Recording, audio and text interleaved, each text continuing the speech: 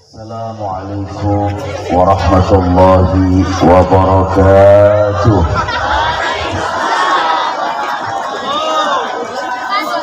Belum semangat jawab salam saya.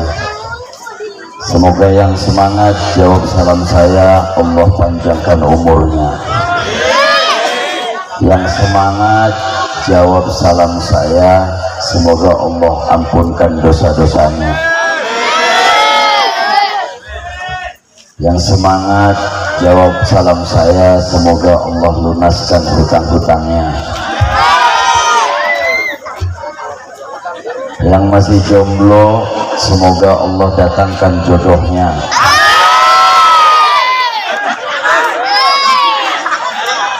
Banyak yang jomblo.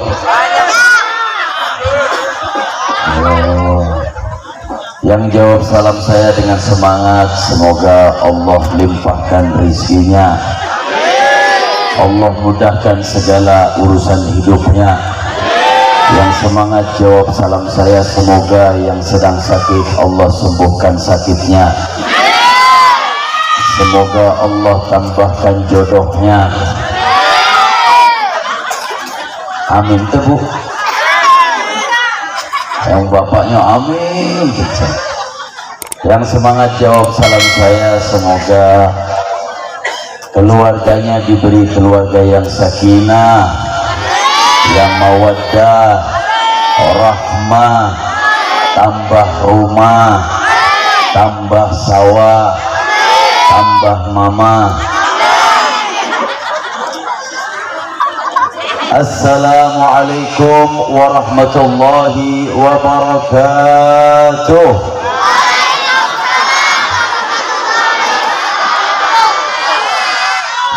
Al-Fatihah.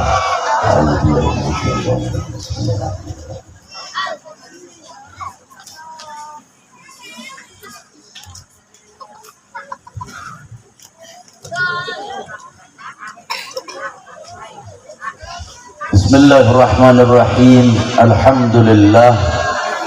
Alhamdulillahilladzi hadana bi'abdihi al-mukhtar man da'ana ilaihi bil idni wa qad nadana labbaika ya man dallana wa hadana. Shalla 'alaika Allahu bari'uka alladzi bika ya mushaffa'u khassana wa habana. Ma'alika al-adhari ma'dini sirrika al-asma fahum subunun najati himana.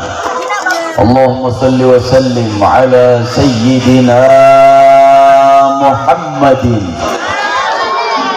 miftah babi rahmatillah adada ma fi ilmillah, salatan wa salaman daimaini bidawami mulkillah wa ala alihi wa sahbihi wa mawalah wa la hawla wa la quwwata illa billah. Amma ba'd.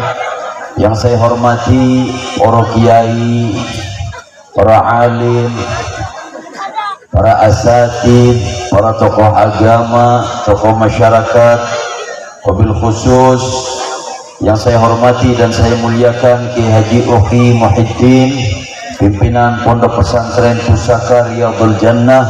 Kita doakan agar beliau beserta keluarganya Allah panjangkan umurnya, Allah sehatkan jasmani dan rohaninya, Allah bahagiakan dan selamatkan dunia dan akhiratnya, Allah limpahkan rizkinya, Allah tambahkan ilmunya sehingga bisa terus menerus membimbing kita semuanya mencapai ridhonya Allah subhanahu wa ta'ala. Amin ya rabbal alamin.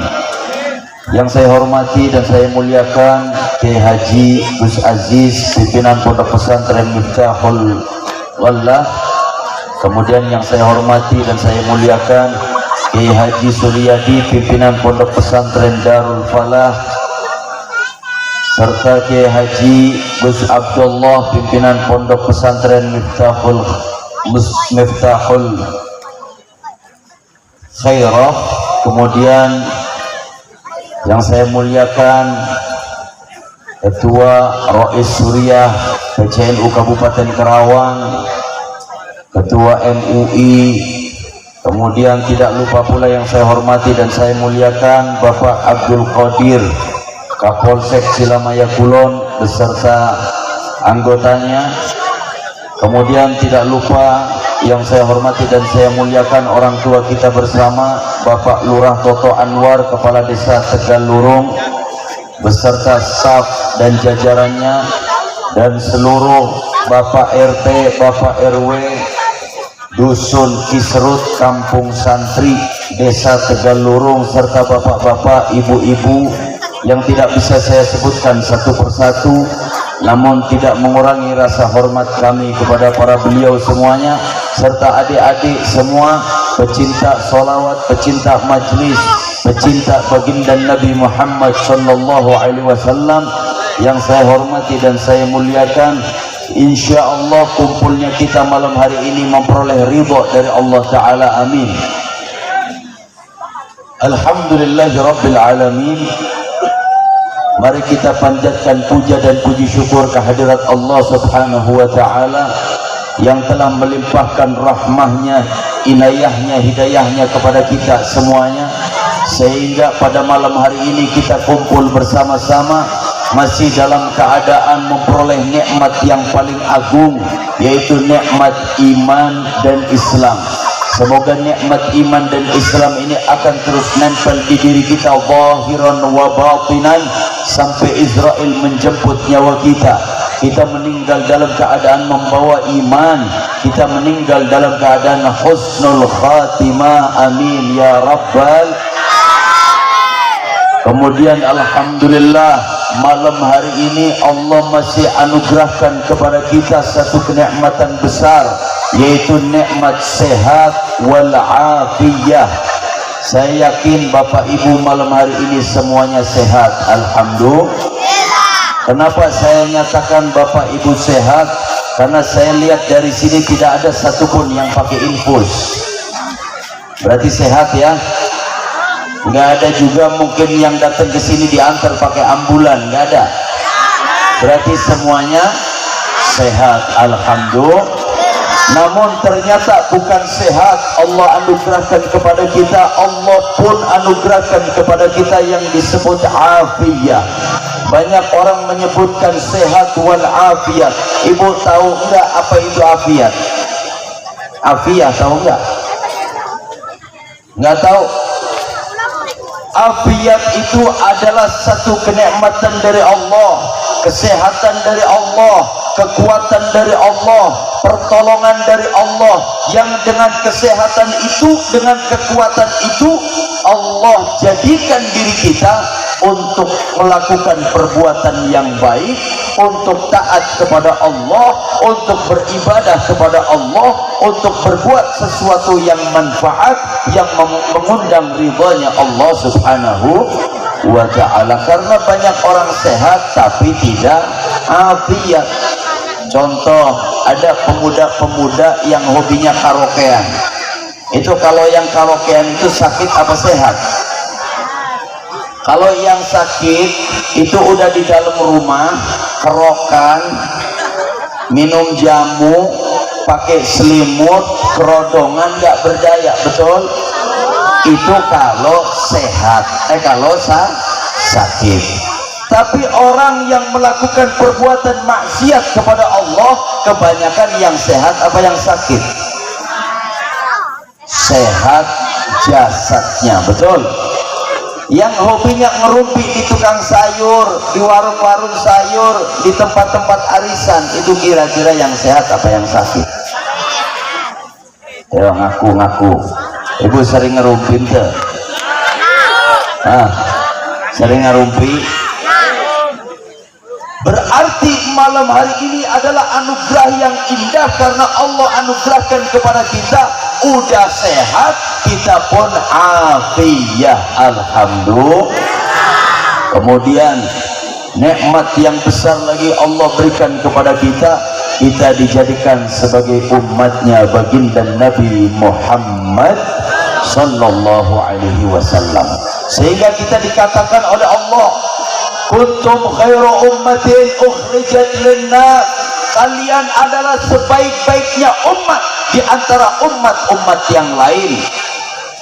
Kenapa kita dikatakan sebagai sebaik-baiknya umat? Bukan karena kita hebat, bukan karena amal kita banyak, bukan karena dosa kita sedikit, tapi karena kita dijadikan sebagai umatnya baginda Nabi Muhammad sallallahu alaihi wasallam. Salawat dan salam tercurah atas junjungan kita, kekasih kita, manusia suci, yaitu baginda Nabi Muhammad sallallahu alaihi wasallam. Manusia yang tidak pernah rela, yang tidak pernah ridho melihat orang lain sengsara, entah di dunia apalagi di akhirat, tidak lain dan tidak bukan hanyalah baginda Nabi Muhammad sallallahu alaihi wasallam. Sehingga ketika dijelaskan di dalam surah Ad-Duha, wala sawfa yu'tika rabbuka fatarda, akan aku berikan ya Muhammad apapun yang engkau minta sampai engkau puas, sampai engkau ridho. Silakan minta kepadaku ya Muhammad. Nabi Muhammad tidak minta macam-macam, tidak minta gunung dijadikan emas, tidak minta istana yang megah, tidak minta mobil yang banyak, tidak. Tapi yang diminta oleh Nabi Muhammad dijelaskan di dalam tafsir Jalalain, inni la arda fawahidun min ummati dakhalan nar. Ya Allah, sesungguhnya aku tidak pernah rela dan tidak pernah ridho jika ada satu daripada umatku masuk ke dalam neraka. Sallu ala Nabi Muhammad. Beruntung gak kita dijadikan umatnya Nabi Muhammad. Nabi Muhammad manusia yang sangat cinta kepada kita, yang sangat sayang kepada kita, sehingga dijelaskan tu'radu a'malukum fil usbu'i marratain, disodorkan amal kalian seminggu 2 kali. In wajadtu khairan, jika aku melihat daripada umatku berbuat baik, hamidullah, aku bersyukur kepada Allah. Wa in wajadtu syarran, jika aku temukan umatku berbuat maksiat, berbuat keburukan, berbuat kejelekan, melakukan kesalahan, fastaghfirullah lakum, aku beristighfar, memohon ampun kepada Allah untuk kalian semua, untuk kita semua. Kita yang lakuin salah, tapi Nabi Muhammad tetap memintakan ampun kepada Allah atas kesalahan dan dosa-dosa kita semuanya. Sallu ala Nabi Muhammad. Ini cintanya Nabi Muhammad yang begitu agung kepada kita. Pertanyaannya, kita cinta tidak dengan Nabi Muhammad? 1, 2, 3, 6 yang jawab. Yang lain cinta nggak dengan Nabi Muhammad? Yang nggak jawab berarti nggak cinta sama Nabi Muhammad. Nggak dicatat. Cinta tidak kita dengan Nabi Muhammad? Kalau memang cinta, bukan sembarang cinta. Cinta harus ada bukti. Ibu-ibu kalau dirayu sama laki-laki tapi cuma ngerayu doang, dirayu, dipuji-puji, mau dikasih hadiah tapi bohong, mau nggak kira-kira? Makanya ibu-ibu si neng-neng yang masih muda-muda jangan gampang mau dirayu sama laki-laki. Saya mah biarin, saya laki-laki, saya nggak mau belain laki-laki. Laki-laki itu kebanyakan gombal, apa Bu? Setuju nggak? Setuju? Laki-laki kebanyakan gombal, betul? Laki-laki itu kebanyakan buaya. Betul begitu ya? Sepakat nggak Bu? Setuju? Saya kadang kalau mikir buaya itu kadang bingung, kok banyak ya ibu-ibu benci banget sama buaya. Padahal Bu, ibu pernah nggak lihat pernikahan orang Betawi? Tuh yang di bawah itu rotinya roti apa? Buaya. Kenapa yang di bawah roti buaya? Karena buaya itu jadi simbol pernikahan, mencerminkan sifatnya buaya. Buaya adalah binatang yang paling setia terhadap pasangannya. Hidup buaya. Oh, senang banget para buaya. Ayo, masih sebel nggak sama buaya? Cuman syaratnya satu, jangan ada di darat. Kalau di darat jadi apa Bu? Buaya darat. Selama masih di air aman insya Allah. Hadirin yang dirahmati Allah, kita cinta kepada manusia kadang rela berkorban, rela berbuat sesuatu demi orang yang kita cintai, betul? Kadang ada neng dirayu sama laki-laki, neng, nggak bisa hidup tanpa neng.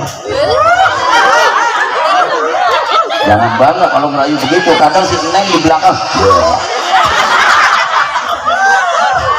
gayanya doang, ngerayunya mah setengah mati, betul? Tapi kadang rayuan tinggal rayuan, harus ada buktinya. Tanpa bukti maka itu dibilang palsu cintanya, betul? Kalau kita cinta kepada Nabi Muhammad, ayo minimal lisan kita sering menyebut namanya. Itu nih yang model begitu-begitu tuh, kalau lagi jatuh cinta sama cewek sampai ngigo-ngigo, mau tidur marni edoh, ini apa ngigo-ngigo gara-gara jatuh cinta sama manusia biasa, betul? Kalau memang kita cinta kepada Nabi Muhammad, lisan kita sering dibasahi dengan menyebut namanya. Ibu-ibu sering sholawatan enggak? Semangat lihat. Sering sholawatan enggak? Apal sholawat? Benar apal sholawat? Oke, saya pengen ngecek dulu. Punten ini untuk para kiai, punten. Saya pengen ngecek untuk ibu-ibu di sini beneran hafal sholawat enggak? Khusus untuk para pecinta buaya. Jadi untuk para buaya saya mohon untuk diam dulu. Pokoknya dengerin aja, para buaya diam. Ini khusus untuk para pecinta buaya. Kalau yang laki-laki ada yang nyaut, besok pakai daster, duduknya pindah. Siap Bu, ayo sholawatan yang semangat, laki-lakinya semuanya diam, yang kenceng suaranya. Hama qalbi, lanjutkan. Apalnya?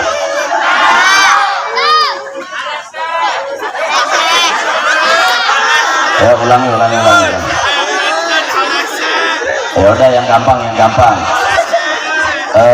Nisa Sabian, kita tampilkan Nisa Sabian yang semangat. Nisa Sabian.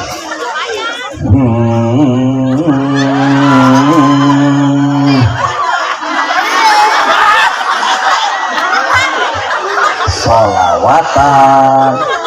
Halo, ibu-ibu perlu dipertanyakan. Ayo sekarang Bu, tadi saya ngeliat ini, itu buaya tuh ngetawain ibu sampai geli. Ini kalau sampai nggak hafal sorakin yang kenceng ya. Ibu-ibu diam, khusus buat para buaya. Ayo yang semangat. Awas lu nggak hafal, awas. Ayo bareng-bareng semuanya buaya. Salatullah.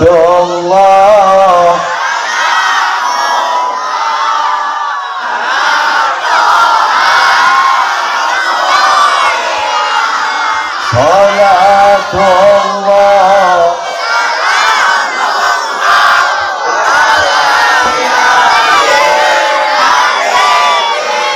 Tepuk tangan buat bapak-bapak. Apal sholawat, ibu apal tuh. Sok ulangi lagi. Ayo yang semangat, jangan kalah sama laki-laki. Kafani ilmu Rabbi. Lanjutkan.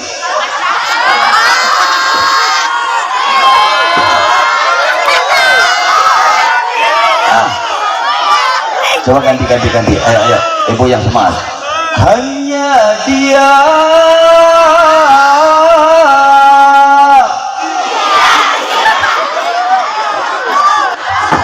Emang model dangdut semua ini. Sholawat lain dangdut. Ayo yang laki-laki sekarang kita coba sekali lagi. Ibu-ibunya diam. Yang semangat bagi laki-laki. Ya Nabi. Apa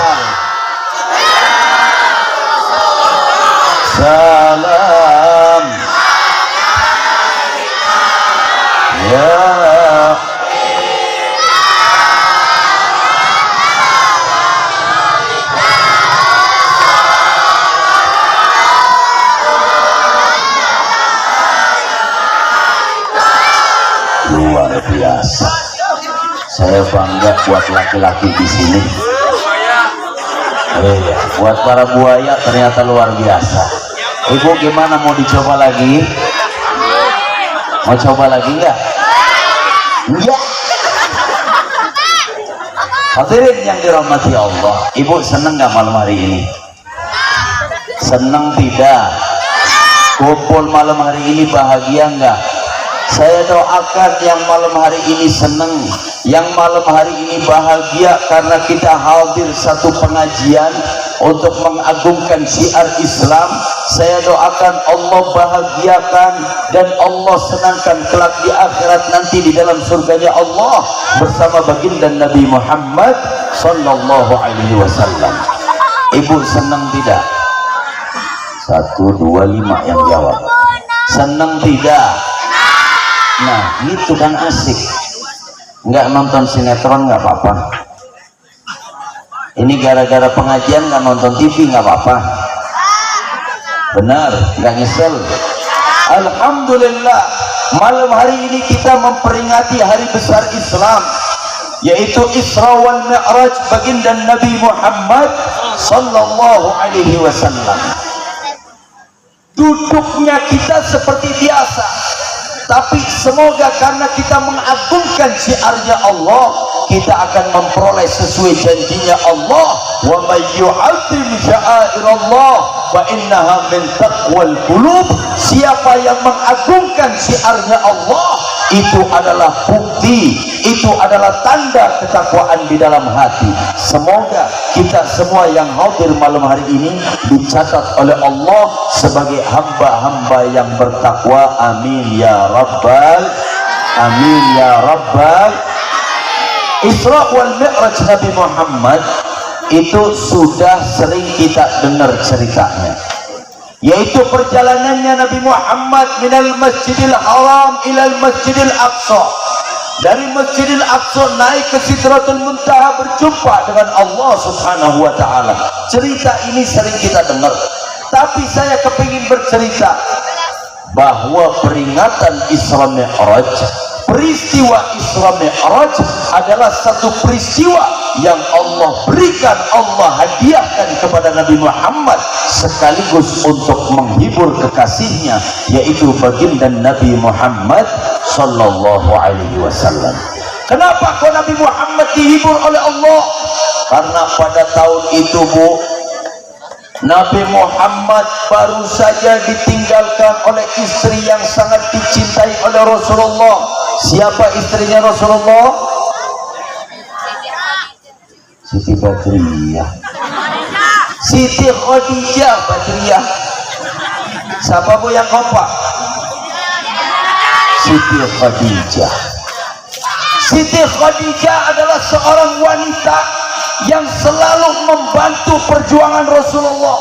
Siti Khadijah adalah seorang wanita yang hartanya dihabiskan untuk membantu perjuangan dakwahnya baginda Nabi Muhammad sallallahu alaihi wasallam. Ada yang sudah ke Mekah belum?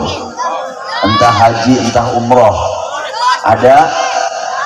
Semoga yang belum Allah mudahkan untuk berangkat haji. Semoga yang belum Allah mudahkan untuk berangkat umrah. Semoga Allah izinkan kita semuanya untuk berziarah ke makam baginda Nabi Muhammad sallallahu alaihi wasallam. Amin ya rabbal alamin. Bu, Siti Khadijah itu saudagar kaya, wanita yang kaya raya. Sepertiga kota Mekah itu milik Siti Khadijah. Kaya nggak kira-kira? Ini kalau Kabupaten Kerawang, sepertiga Kabupaten Kerawang milik satu orang wanita. Kira-kira satu orang wanita ini kaya nggak?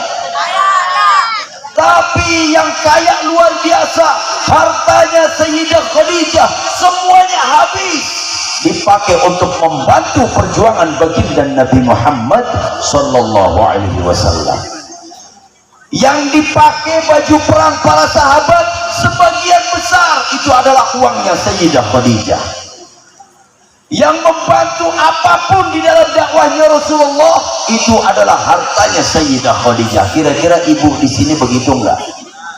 Kalau misalkan suami ibu mau sedekah ke masjid 5 juta boleh enggak? Yang sebelah sana jawab enggak, yang sini boleh. Jadinya nggak boleh. Boleh enggak? Mau bantu pesantren 10 juta boleh tuh? Kalau ibu dikasih duit sama bapak, Bu, ini jalan-jalan KKCP nih, bapak kasih duit 10 juta, mau enggak? Kalau sodako, Pak, jangan banyak-banyak, kan kita punya kebutuhan, besok belum bayar listrik, belum bayar PDAM, anak bentar lagi kuliah, udah mah 20.000 aja gitu ya. Berarti mirip sama Siti Khadijah enggak? Bu, Siti Khadijah ini semuanya untuk membantu perjuangannya Rasulullah. Kenapa kok Siti Khadijah ini begitu agung? Siti Khadijah ini begitu mulia. Ada 4 wanita. 4 wanita ini adalah yang dijamin oleh Allah masuk ke dalam surganya Allah. Dan 4 orang wanita ini yang akan memimpin ibu-ibu semua nanti masuk ke dalam surganya Allah. Makanya 4 orang wanita ini kudu apal, jangan sampai nanti ngikutnya salah orang. Siapa 4 orang ini? 1 Siti Khadijah. Yang kedua, ayo ada yang tahu?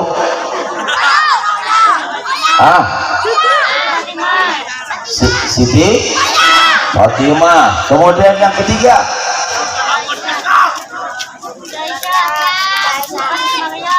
Siti yang jauh jadi kecil, Siti Maryam. Kemudian satu lagi siapa? Siti Aisyah. Siti Asia. Siapa Siti Asia? Istrinya Fir'aun. Ibu kenal Fir'aun? Kenapa kok Siti Asia begitu agung, begitu mulia? Bu, Siti Asia, istrinya Fir'aun, itu benar-benar seorang ibu yang bisa mendidik anaknya luar biasa. Pengaruh baik dan buruk anak ini tergantung didikan ibu di dalam rumah.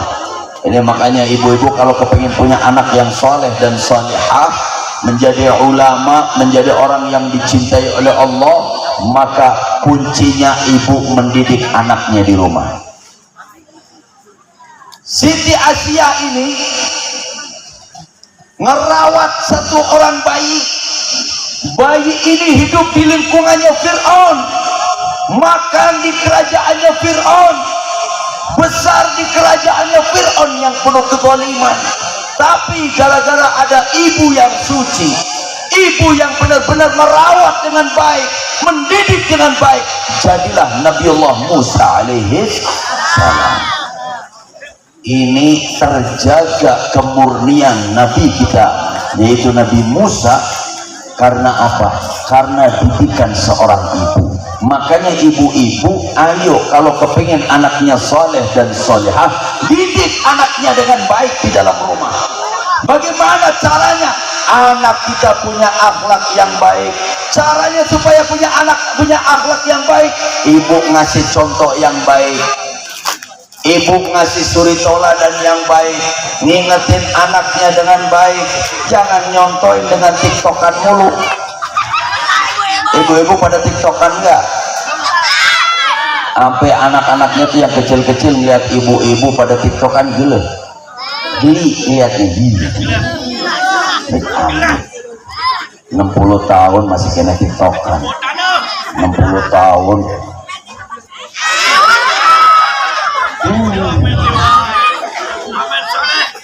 Biarkan anak dari kecil dengar nasihat yang baik, dengerin sholawat. Ibu kalau di rumah sering baca sholawat, insya Allah anak kita, cucu-cucu kita terbiasa dengan bersolawat. Dengerin sholawat, membaca sholawat. Sampai ibu di dapur pun baca sholawat gak apa-apa. Ibu nyambel ambil sholawatan. Salatullah salamullah ala Tuhan Rasulillah. Sambelnya mantep, enak sambelnya. Tapi coba kalau ibu di dapur, dasar kau yang meracun, bapak mau dikasih racun, amit-amit. Ibu gendong bayi masih kecil, disolawatin. Miftahul jannah, la ilaha illallah.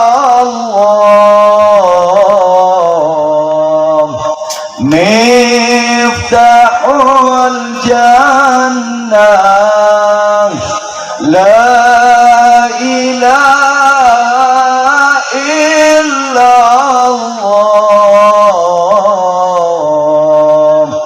la ilaha illallah,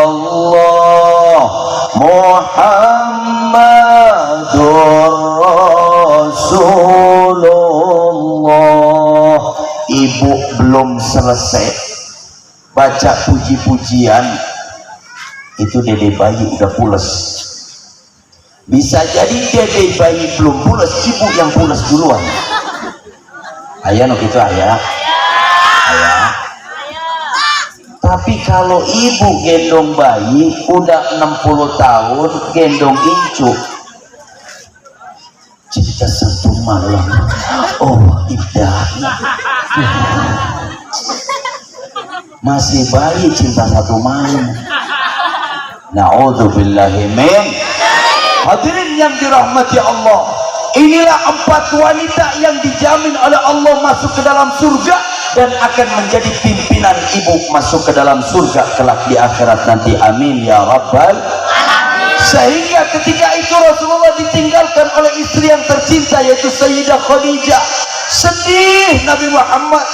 Ternyata tidak lama kemudian ditinggalkan oleh orang yang selalu jadi sandaran Rasulullah, manusia yang selalu membentengi Rasulullah ketika dapat ancaman, yang selalu membackup Rasulullah ketika memiliki kebutuhan.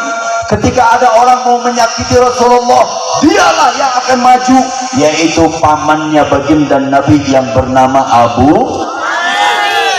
Namun ternyata di tahun itu juga istrinya Rasulullah wafat, kemudian pamannya pun wafat. Rasulullah sedih luar biasa, sampai tahun itu disebut Amul Huzn, yaitu tahun kesedihan, karena Rasulullah ditinggalkan oleh 2 orang yang luar biasa. Akhirnya Rasulullah memutuskan untuk apa? Berangkat ke Taif, jalan 100 km. Ada yang udah jalan 100 km? Hah? Ada 100 km ada? Jalan kaki ada? Rasulullah jalan 100 km dengan tujuan apa? Sampai ke Taif, harapannya akan diterima dakwahnya Rasulullah, karena di Taif masih banyak saudaranya Rasulullah. Ternyata sampai di Taif, bukannya Rasulullah diterima dakwahnya, tapi justru Rasulullah malah dicaci, dimaki, bahkan Rasulullah sampai dilemparin dengan batu sampai kakinya berlumuran darah. Kira-kira sedihnya. Namun ketika kesedihan itu, akhirnya Allah kepingin menghibur Nabi kita Muhammad dengan memperjalankan Nabi Muhammad, yaitu Isra wal Mi'raj baginda Nabi Muhammad sallallahu alaihi wasallam langsung dipanggil oleh Allah, diundang oleh Allah untuk berjumpa langsung dengan Allah subhanahu. Sampainya Nabi Muhammad berjumpa dengan Allah,